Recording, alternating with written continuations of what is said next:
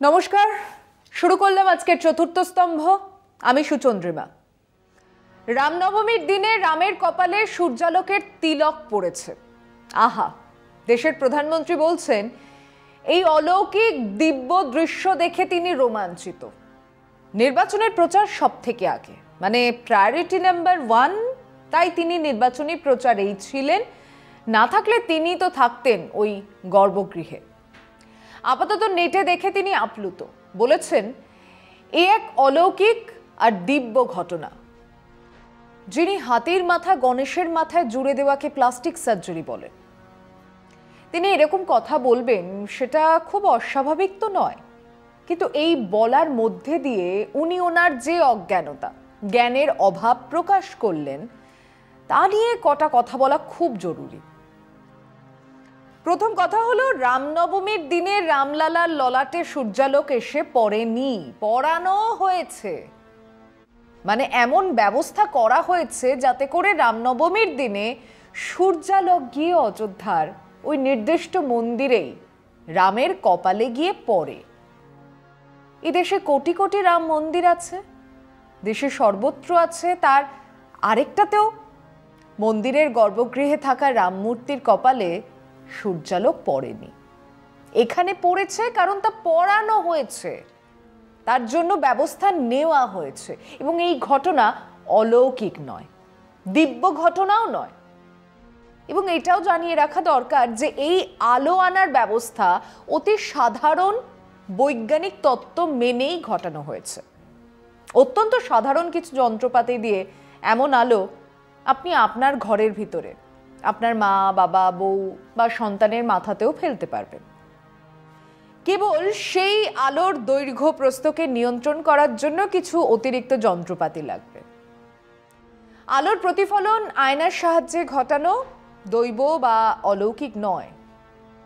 যদিও মিথ, ঐতিহাসিক সূত্র জানা নেই, কিন্তু যাঁরাই চিতোরগড়ে গেছেন বা রানী পদ্মিনীর গল্প পড়েছেন, তাঁরা সেই কবে থেকেই জানেন এমনটা করা যায়। আসলে এর থেকেও দুরূহ এবং আকর্ষণীয় আর্কিটেকচার আমাদের দেশে আছে, যেখানে আলো শব্দ নিয়ে এমন বহু খেলা করা যায়। হায়দ্রাবাদের গোলকোন্ডা দুর্গে প্রধান দরজা থেকে প্রায় 1 কিলোমিটার দূরে শব্দ পৌঁছানোর ব্যবস্থা করা হয়েছিল সেই কবে। কিন্তু আজ আমাদের আলোচনা সূর্যালোক নিয়ে। আমাদের দেশে দুটো বড় সূর্য মন্দির আছে, যেখানে সামা ইকুইনক্স বা সৌর বিষুব দিন 21শে জুন সূর্যের আলো সোজা মন্দিরের গর্ভগৃহে ঢুকে পড়ে। 1027 খ্রিস্টাব্দে গুজরাতের মাধেরাতে চালুক্য বংশের রাজারা এই মন্দির তৈরি করিয়েছিলেন। উত্তরায়ণের হিসেব কষে এই অসাধারণ মন্দির প্রাঙ্গণ আর তারও বাইরের স্টেপ ওয়াল পার করে সূর্যের আলো এখনো পৌঁছে যায় ওই মন্দিরের গর্ভগৃহে। একই ঘটনা ঘটে কোনারকে, যা মাধেরা তৈরির 3 বছর পরে তৈরি হয়েছিল। মানে 1027 খ্রিস্টাব্দে কোনো যন্ত্র ছাড়াই কেবল জ্যোতির্বিজ্ঞানের হিসেব কষে সেই সময়ের বাস্তুকারেরা সেই কাজ করতে সক্ষম ছিল, যাকে আমাদের প্রধানমন্ত্রী দিব্য আর অলৌকিক বলছেন। গুজরাতের অমন সুন্দর মন্দিরটিও সম্ভবত উনি দেখেননি, দেখলেও বোঝেননি। এছাড়াও আমাদের দেশে অমন ছোট ছোট সূর্য মন্দির অনেক আছে। আমাদের দেশে সূর্যের এই চলন বোঝার জন্য সূর্য ঘড়ি তৈরি করিয়েছিলেন সওয়াই জয় সিং 1734-এ। জয়পুরে যন্তর মন্তরে তা আছে। এবং এটাই নয়, সারা পৃথিবীতে এরকম অসংখ্য সান টেম্পল আছে। পেরুতে ইনকা সভ্যতার মানুষেরা সূর্যকেই দেবতা বলে মানত। কাস্কোতে সূর্য মন্দির আছে। তারও বহু আগে, খ্রিস্টপূর্বাব্দ 3000 থেকে 1600-র মধ্যে ইংল্যান্ডে স্টোনহেঞ্জ তৈরি করা হয়েছিল। সেখানে ওই 21শে জুন সূর্যালোক অনেকগুলো পাথরের আর্চের মধ্যে দিয়ে এসে পড়ে একটা পাথরে। মানুষ এসব গবেষণা সারা বিশ্ব জুড়ে করেছে, তা ছড়িয়েও গেছে সবখানে। তারই এক খেলনা সংস্করণ নিয়ে আমাদের প্রধানমন্ত্রী উচ্ছ্বসিত, অলৌকিক দিব্য বলে গান ধরেছেন। নিচে একটা ছোট্ট বিরতি, সঙ্গে থাকুন। আসলে রাম ভাঙিয়ে এ যাত্রা পার পেতে চাইছেন দেশের প্রধান সেবক। এই সেদিনে সিএসডিএস লোকনীতির সার্ভে বলছে গরিষ্ঠাংশ মানুষের মতে বেকারত্বই এবারের নির্বাচনের সবথেকে বড় ইস্যু। গরিষ্ঠাংশ মানুষ জানিয়েছেন তাদের রোজগার কমেছে বা বাড়েনি। এসব খবর বেরিয়ে আসছে। নির্বাচনী বন্ডের লুটমারের কথা বেরিয়ে আসছে। প্রাথমিক হিসেব যা ভাবা গিয়েছিল, গদি মিডিয়া যা প্রচার করছিল, এখন বোঝা যাচ্ছে সেসব সত্যি নয়। অতএব সাহেব ঘাবড়ে গেছেন। তাই রাম আর রামায়ণ, রামের মাথায় তিলক নিয়ে নতুন আবেগ তৈরি করার চেষ্টা করছেন। আমাদের দেশের মানুষের কাছে রাম কি একরকম নাকি? রামায়ণ কি একটা? রাম সীতার গল্প কি একরকম? তাও তো নয়। অশুভকে নাশ করে। রাবণ ছিলেন অশুভর প্রতীক, তাকে নাশ করে শুভর জয়। রাজা রাম লক্ষ্মণ হনুমানকে নিয়ে ফিরছেন অযোধ্যায়। অযোধ্যার মানুষজন খুশি, তাদের অন্নের অভাব নেই, তাদের বস্ত্র বাসস্থানের অভাব নেই। লক্ষ্মী যে রাজ্যে সদা বিরাজমান, সেই রাজ্যে অভাব ছিল শুধু পরম পুরুষ রামের। তিনি আসছেন, রাজ্যের মানুষ খুশি, তাই দীপ জ্বালানো হচ্ছে প্রত্যেক অঙ্গনে, প্রত্যেক দেউড়িতে, প্রত্যেক বাটিকায়, রাজপথে বা গলিপথের ধারে মিষ্টান্ন তৈরি হচ্ছে। গোয়ালার দল দুধ নিয়ে এসে ঢালছেন বড় পাত্রে। ওদিকে অন্ন প্রস্তুত হচ্ছে, সুসিদ্ধ হচ্ছে বিভিন্ন মাংস, রকমফের জন্তু আর পাখির মাংস এনে হাজির করেছে ব্যাধেরা। হ্যাঁ, রামায়ণেই লেখা আছে, প্রকৃত রসিক মানুষ সোমরস নিয়ে হাজির। দ্রাক্ষা ফল জারিয়ে সে আরক চেখে দেখছেন প্রাজ্ঞ মুনিগণ। দ্বীপের আলোয় অযোধ্যা সরজু নদীর জল আলোকিত, এমনটাই লেখা আছে রামায়ণে। এখানে বিরাট কেলো। কোন রামায়ণ?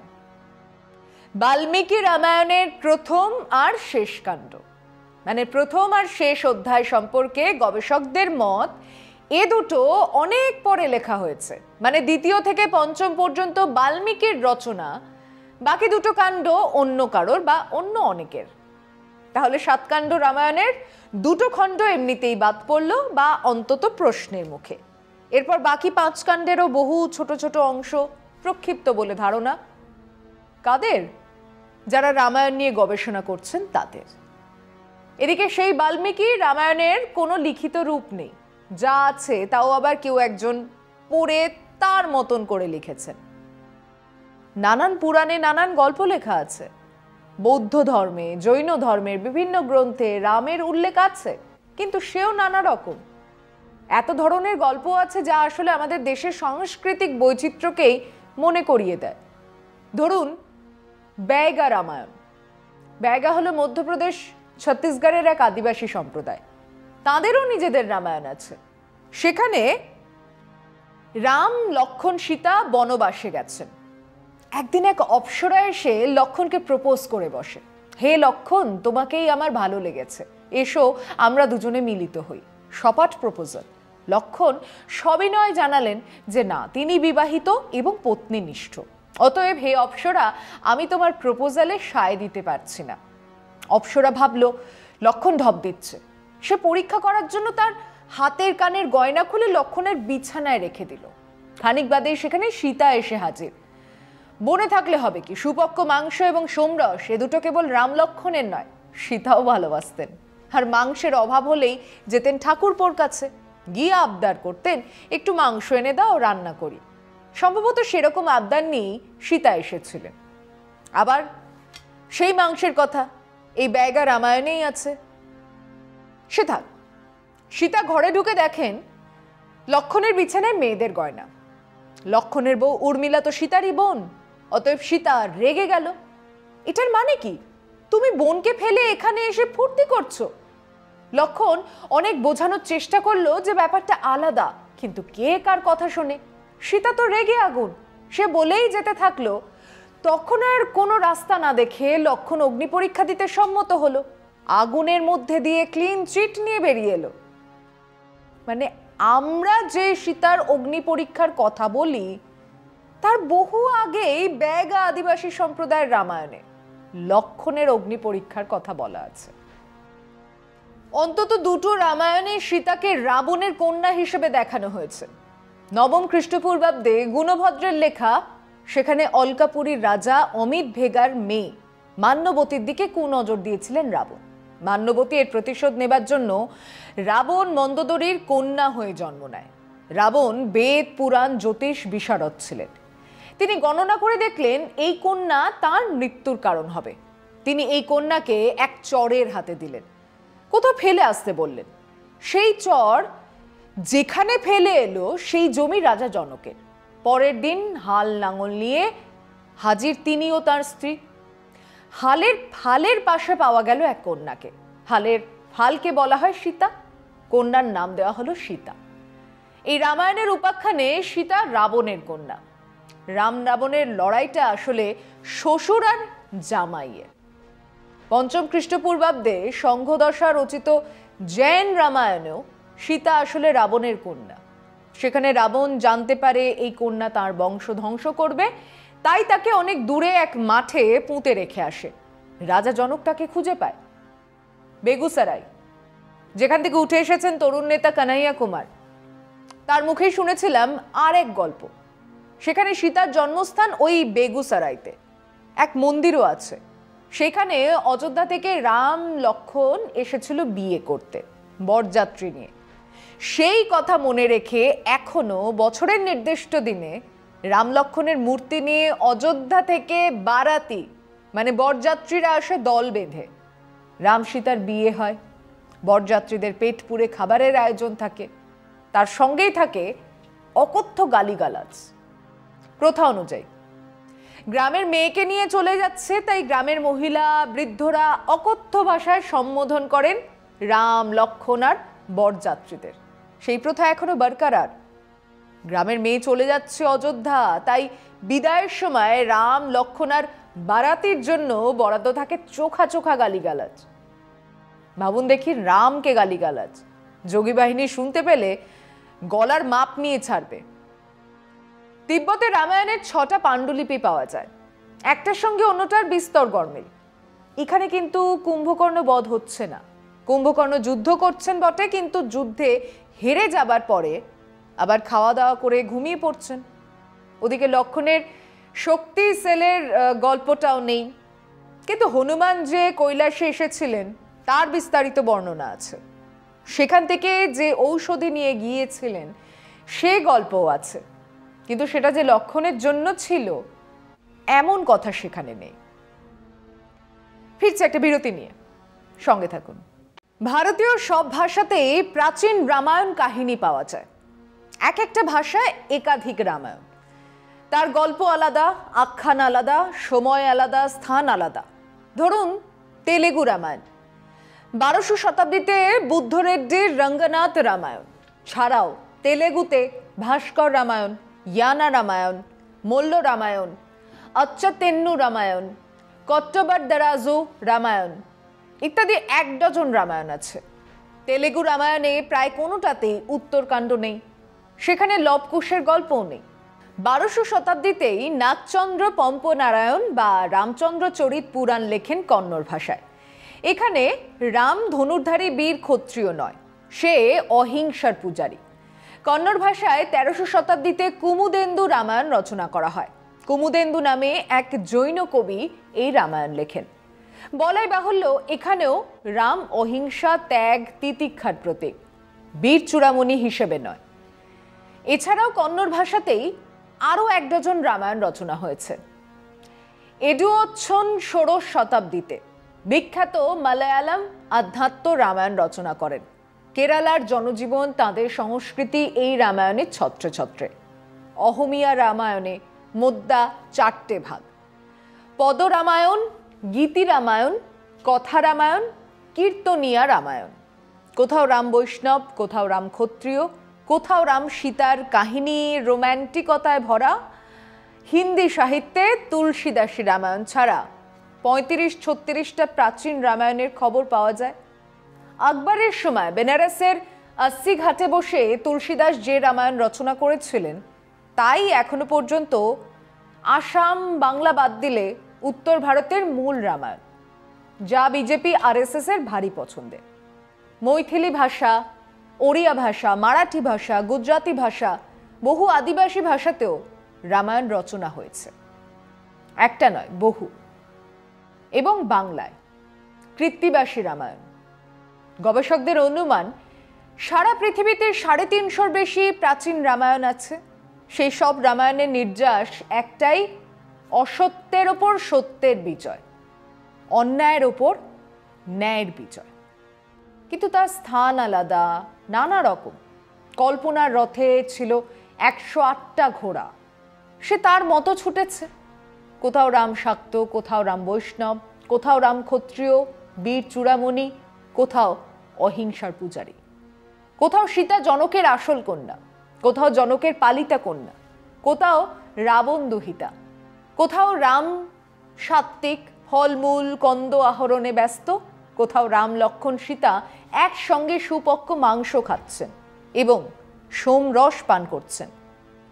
সীতা নিজ মুখে সেই সোমরসের গুণ বর্ণনা করছেন।